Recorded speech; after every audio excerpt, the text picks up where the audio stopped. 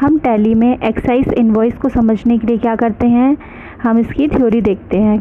तो टैली में हमें एक्साइज इनवॉइस बनाने व प्रिंट करने की सुविधा मिलती है, जो कि एक पूर्व निर्धारित फॉर्मेट से होती है। एक्साइज इनवॉइस बनाते समय टैली में हम निम्न स्टेप देखते हैं। टैली में हमें एक्साइज इनवॉइस बनाने व प्रिंट करने की सुविधा होती है, जैसे कि लोकेशन के द्वारा इशू की जाने वाली एक्साइज इनवॉइस। लोकेशन मतलब कि हम मान लो जो भी स्टॉक रखते हैं लोकेशन के अकॉर्डिंग, जैसे हमने गढ़ा रख लिया, संजीवनी नगर रख लिया, तो ये लोकेशन क्या हो जाएगी हमारी, अलग अलग हो जाएगी। तो उसके लिए हमें क्या करना पड़ता है, प्रिंटेड सीरियल नंबर होता है, जैसे 001 002 हो गया। और जो कब से शुरू होता है आपका, अप्रैल से शुरू होता है, क्योंकि हमारा फाइनेंशियल ईयर हमने क्या रखा, अप्रैल से रखा है। ये कंपनी का क्या हो जाता है, आपका फाइनेंशियल ईयर होता है। तो सीरियल नंबर आप जान गए अलग अलग होते हैं कि नहीं होते, जैसे रेफरेंस नंबर दे दिया, बिल्स नंबर दे दिया, इस प्रकार में।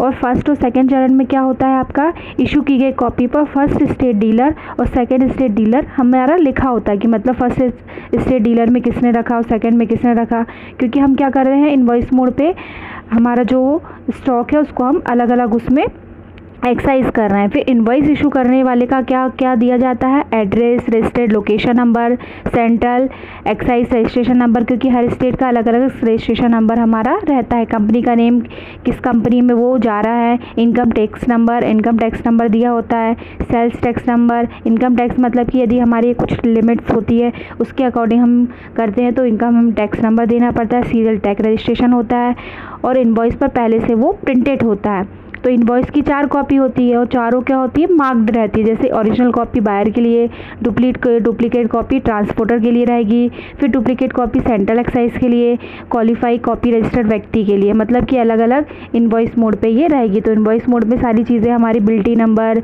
ये सारी चीज़ें क्या होती है, फील्ड रहती है। अब टैली में एक्टिवेट इनवॉइस को प्रिंट करने के लिए निम्न ऑप्शन होते हैं, मतलब जो इनवॉइस मोड है, इनवॉइस के ऑप्शन को प्रिंट करने के लिए हम क्या करेंगे, ऑल्ट के साथ पी दबाएंगे हम कभी भी। वैसे हम नॉर्मल सॉफ्टवेयर में कंट्रोल पी प्रेस करते हैं, लेकिन हम इसमें क्या प्रेस करेंगे, ऑल्ट के साथ पी। तो हम ऑल्ट के साथ पी करेंगे तो हमारा एक्साइज इनवॉइस का प्रिंट क्या होगा, आ जाएगा। फिर होता है एक्सपोर्ट इनवॉइस। एक्सपोर्ट इनवॉइस मतलब होता है, पहले तो उसको हम निर्यात बिल, मतलब हम उसको डॉक्यूमेंट को छोड़कर अन्य सभी वस्तु में अवश्य संलग्न किया जाता है। हम देखते हैं जब भी हम कोई प्रोडक्ट वगैरह लेते हैं तो उसमें बिल वगैरह आता है, बिल वगैरह इंक्लूड किया जाता है, आप देखते होंगे, है ना। तो इसी प्रकार क्या होता है, एक्सपोर्ट इनवॉइस होता है, जिसमें कि निम्न एंट्रियाँ की जाती हैं। उसमें क्या होता है, फुल नेम लिखा जाता है, एड्रेस लिखा जाता है, फ़ोन व फैक्स नंबर, सम्मिश्रण का कुल भार, मतलब कि जितना उसका भार होगा, रखे माल की संख्या, मतलब जितने भी प्रोडक्ट रहेंगे, मान लो 10 पीस, 11 पीस, 12 पीस, जो भी हो।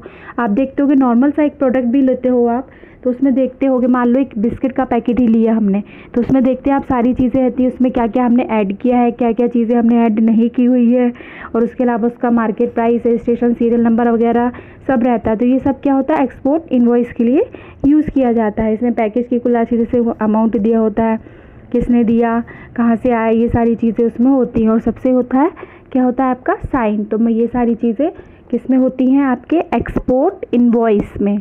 एक्सपोर्ट इनवॉइस में सारी चीज़ें आपकी दी होती है और ये कैसा होता है, टेम्पलेट की तरह होता है, ठीक है। फिर है आपका क्या, ये तो हो गया। इसके बाद आपका कौन सा ऑप्शन है, इंटरेस्ट कैलकुलेशन, तो मैंने आपको समझा दिया है, सिनेरियो भी समझा दिया है मैंने आपको। क्रेडिट लिमिट तथा क्रेडिट पीरियड।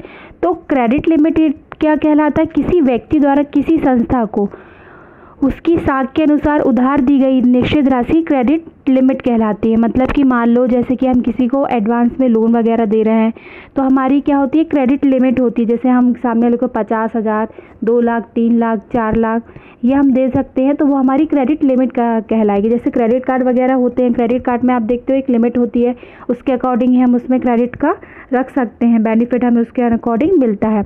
ये तो हो गया आपका क्रेडिट लिमिट।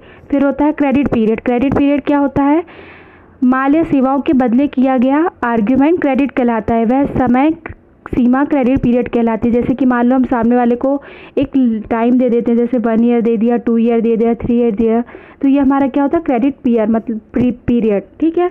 फिर है आपका ट्रांसफर जनरल विषय में आपको क्या करना है, टिप्पणी देनी है। तो ट्रांसफ़र जर्नल या स्टॉक जर्नल का यूज़ किस लिए होता है? एक लोकेशन से दूसरी लोकेशन तक मटेरियल या स्टॉक को हमें क्या करना पड़ता है? ट्रांसफ़र करना पड़ता है, तो उसके लिए हम इसका यूज़ करते हैं। तो ट्रांसफ़र जर्नल कहलाएगा। मतलब कि मान लो हमारा जो स्टॉक है वो हमारा मान लो यहाँ रखा हुआ है विजयनगर में, और हमें उस स्टॉक को पहुँचाना है रांझी। तो हमारा एक लोकेशन दूसरे लोकेशन में हम क्या करते हैं? उस स्टॉक को पहुँचाते हैं। तो यह हमारा क्या कहलाएगा? Transfer general. ठीक है, गोडाउन समरी मैं आपको आगे क्लास में बताऊंगी। फिर है आपका टैली में रिपोर्ट्स बनाना। ठीक है, टैली में रिपोर्ट्स बनाना मैं आगे की आपको क्लास में बताती हूँ। तो आज आपने क्या सीखा? एक्सपोर्ट इनवॉइस करना, उसको समझना। उसके बाद आपने क्या सीखा? एक्सपोर्ट इनवॉइस के अलावा एक्सपोर्ट इनवॉइस तो हो गया आपका, एक्साइज इनवॉइस मोड सीखा। ठीक है, ओके।